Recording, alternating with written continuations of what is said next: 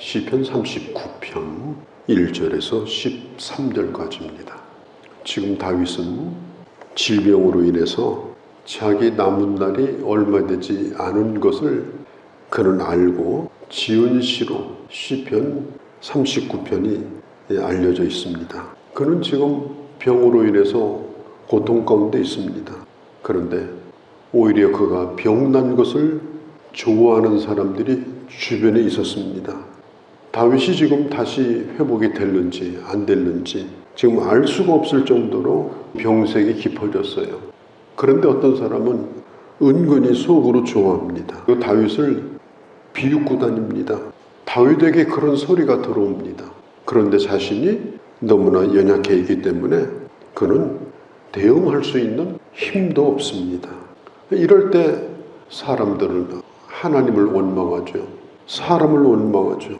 이때 다윗이 하나님 앞에 결정한 것, 하나님 앞에 마음먹은 것, 그리고 이런 상황들을 다윗은 어떻게 바라보고 어떻게 해석을 했는가, 이런 고백들이 오늘 39편에 아주 잘 나와 있습니다. 다윗은 먼저 이렇게 말합니다. 나는 입을 다물겠습니다. 입을 다물겠습니다. 나는 말하지 않겠습니다. 그런 과정 가운데서 오히려 인간의 생명이란 뭐냐, 인생이란 뭐냐, 11절에도 인생이란, 그걸 깊이 생각을 하는 거예요. 그리고 하나님 앞에, 하나님 나를 용서해 주시고 나를 기억해 달라고, 이런 기도로 오늘 이 결론을 맺고 있습니다.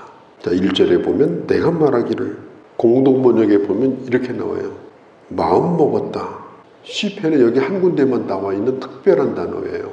내가 말했다는 거예요. 누구한테 말하는 거예요? 저 아무도 없어요. 이 말은 내가 마음을 내 스스로에게 말하면서 단단히 마음을 먹었다. 내가 독백했다. 내가 나에게 다짐했다. 그게 1절 말씀이에요. 그러니까 다윗은 이런 고통 가운데서 아주 중요한 결심을 합니다. 뭐냐? 내 입에 재갈을 물리리라. 내가 침묵하리라. 말하지 않겠다. 벙어리처럼 내가 잠잠하겠다. 2절에 내가 잠잠하여 선한 말도 아니하니 내 근심이 더하도다. 근데 말을 하지 않아요. 그런데 내 속에는 속이 막 불타오르는 거예요. 누구는 생각이 없겠습니까? 누구는 감정이 없겠습니까?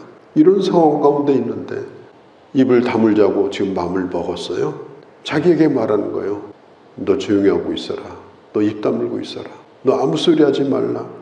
그런데 감정은 이게 속에서부터 억누를 길이 없는 그런 경험을 하게 되어집니다. 다윗이 입을 열기 시작해요. 3절에 내 마음이 내 속에서 뜨거워져서 작은 소리로 읊조릴 때, 이 말은 사람을 향해서 말한 것이 아니라는 거예요. 하나님을 향하여 입을 열었다, 그런 뜻이에요. 사람을 향해서 내가 입을 열고 있지 아니하고 내가 좀 견딜 수 없는 거예요. 막 감정이 복받쳐가지고 속이 부글부글 끓어올라요. 계속 입 다물고 있으면 어떻게 될 것 같아요. 그런데 그가 읊조리기 시작합니다. 마음속으로. 이걸 우리가 내면의 언어다. 내면의 언어. 내 속에서 말을 하는 겁니다. 우리가 힘든 가운데 있을 때 영적인 하나님의 사람들의 모습입니다. 밖으로는 사람들을 향해서 침묵을 하고 입을 다물어요. 그러나 내면으로는 하나님을 향해서 묵상을 합니다. 하나님을 향해서 깊은 침묵 가운데 읊조립니다. 작은 소리로 주님을 향해서 말씀을 드리는데도 하나님께서 지혜를 주시고 용기를 주시고 힘을 주시는 거예요. 4절에 여호와여, 그 대상이 누구예요? 하나님이에요. 여호와여, 하나님을 향해서 읊조리면서 지금 이제 말을 시작하죠. 이 세상에 번영, 영화, 이런 것들이 얼마나 허무한가, 이걸 가르쳐 달라는 거예요. 종말과 연한이 언제까지인가 알게 주옵소서. 사람의 생명이 얼마나 짧은지 몰라요. 이 죽음이 분명한 사실임에도 불구하고 살아있는 사람들은 이 사람이 죽을 거라는 생각을 하지 않고 삽니다. 계획을 세울 때도 그렇게 계획을 세우고 모든 것이 그 부분을 배려하지 않아요. 5절에 든든히 서 있을 때에도 진실로 허사뿐입니다. 사람에게는요, 한때 이런 때가 있어요. 든든히 서 있을 때 첫날라도 들어올 것 같고 자신감이 생기고 큰 소리 칠만 하고 자신만만하고 영원히 늙지 않을 것 같고 자기는 실패도 안 하고 잘못도 안 하고 늙지도 않고 인간에게는 잠깐 동안이라도 인생에 그런 전성기가 있습니다. 이건 누구에게나 다 있는 거예요. 자기 청춘을 자랑할 때도 있습니다. 건강을 과시할 때도 있습니다. 성공해가지고 사람들이 어떻게 하면 그렇게 성공하냐고 나를 찾아오는 사람들이 있을 때가 있습니다. 한 번은 그럴 때가 있어요. 오늘 성경도 말하지 않습니까? 그가 든든히 서 있을 때에도 그러나 그것은 모두 허사뿐입니다. 영원히 가지 않습니다. 영원히 남겨둘 수도 없습니다. 5절에 인생의 길이가 한 뼘입니다.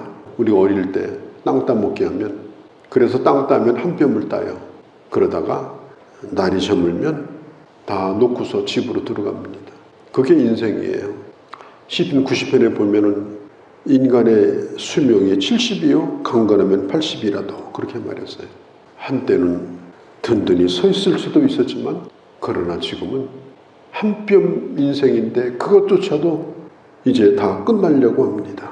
우리가 겨울이 되면은 입김을 공중에다가 불어보죠. 그런데 그게 얼마나 갑니까?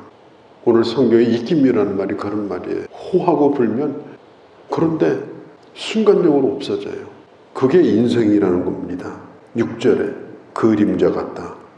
이 그림자는 신기루예요. 허상을 의미합니다. 만져보려고 해도 만져지지 않아요.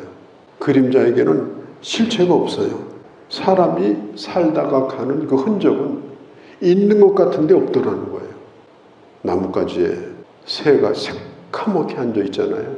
그런데 사람이 지나가면 휙 하고 날아가. 한 마리도 없어요. 어느 가지에 어느 새가 앉았는지, 어느 가지에 어느 새가 앉아서 멋지게 노래 불렀는지, 그 나뭇가지를 흔들었는지 흔적이 없어요. 오늘 수많은 사람들이 나뭇가지에 앉아서 오늘 살고 있는 겁니다. 지저귀고 살아요. 큰 소리 치고 살아요. 조금이라도 더 차지하려고 그냥 버티면서 살아요. 그러다가 다 떨어집니다. 아무도 없습니다. 오늘 성경이 그걸 말하고 있어요. 익힘과 같이, 수증기와 같이. 그게 바로 우리 인생이다. 어떤 사람 조금 길게, 어떤 사람 조금 짧게, 그러나 다 일반입니다. 우리가 여행을 갈 때도 뭐 처음에 좀 준비해가지고 가요. 이제 갈 때는 1등석 타고 가요. 기차도 침대 칸만 타요. 맛집 찾아다녀요. 쇼핑도 좋은 거 이것저것 막 주섬주섬 사요. 그러다 보니까 카드 하려니까 카드도 맥혀버렸어요. 안 돼.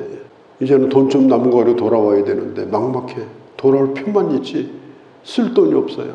그래 안 하던 고민도 하게 돼요. 얼마나 아껴서 쓰는지 몰라요. 별로 중요하지 않은 것도 중요해져요. 그게 인생이에요. 처음에는 내가 언제 늙는가, 언제 끝나는가 싶지만은 나중에는 하루하루 사는 것도 힘들고 조그만 것도 신경 써야 되고 그렇게 하다가 그 표 꼭 쥐고 그것만은 놓치지 않고 결국은 돌아가는 게 인생이다. 그렇습니다. 따지고 보면은 사실은 아무것도 아닌 거예요. 다만 오늘 내게 주어진 이 시간, 이게 정말 중요합니다. 9절에 내가 잠잠하고 입을 열지 아니함은 주께서 일을 행하신 까닭이니이다. 하나님이 하시는 일이에요. 하나님의 주권 가운데서 인간이 이 땅에 태어나고 가는 것이에요. 이해될 수 없는 일이지만 하나님의 주권 가운데서 하나님이 다 아시는 일이에요. 주님이 모르는 게 아니에요.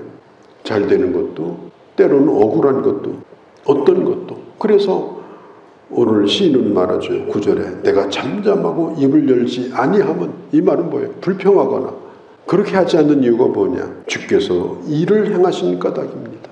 이 모든 일이 주님의 주권 안에서 일어난다는 사실을 제가 알고 있습니다. 11절에 내가 무엇을 바라리요? 내가 이런 인생을 사는데 내가 무엇을 바라겠습니까? 7절이죠. 이제 내가 무엇을 바라리요? 다윗은 질문을 던지고 스스로 답을 내립니다. 소망은 주께 있나이다. 내가 무엇을 바라리요? 소망은 주께 있나이다.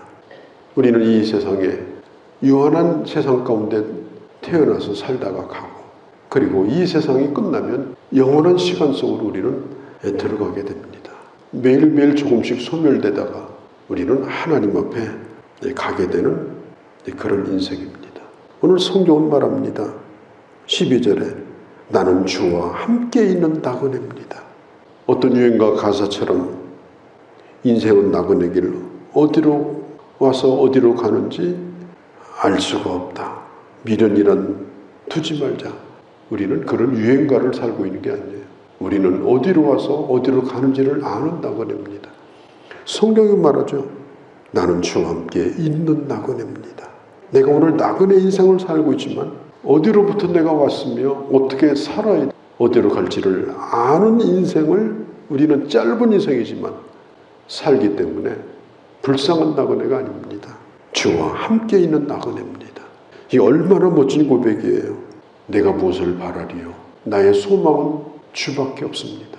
그러한 인생일지라도 오늘 다윗은 병성에서 마지막 이 소망을 가지고 하나님을 향해서 읊조리면서 그 영혼이 불붙듯 다시 소망 가운데 넘쳐나는 이런 모습을 보게 됩니다. 우리 안에도 이런 소망이 늘 끊이지 아니하고 하나님의 사람으로 짧은 인생이지만 멋지게 살아가는 그런 주님의 자녀들이 되어주시기를 바랍니다. 거룩하신 우리 아버지, 오늘 주의 말씀을 들었습니다. 우리가 사람들을 향해서 할 말이 뭐가 그렇게 많겠습니까? 또 사람들이 하는 말이 뭐가 그렇게 또한 중요하겠습니까? 속이 불붙듯 할지라도 입을 다물고 내 깊은 내면의 언어로 하나님을 향하여 읊조리며 주님과 깊은 교제 가운데 노래했던 이 시인의 노래와 같이 아버지, 저희들도 이런 영적인 삶을 살아가게 하여 주옵소서. 주여, 이제 내가 무엇을 바라겠습니까? 이런 인생인데 뭘 바라겠습니까?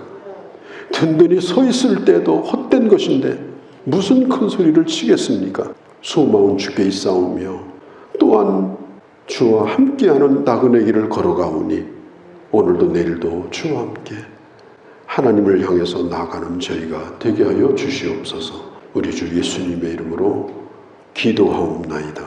아멘.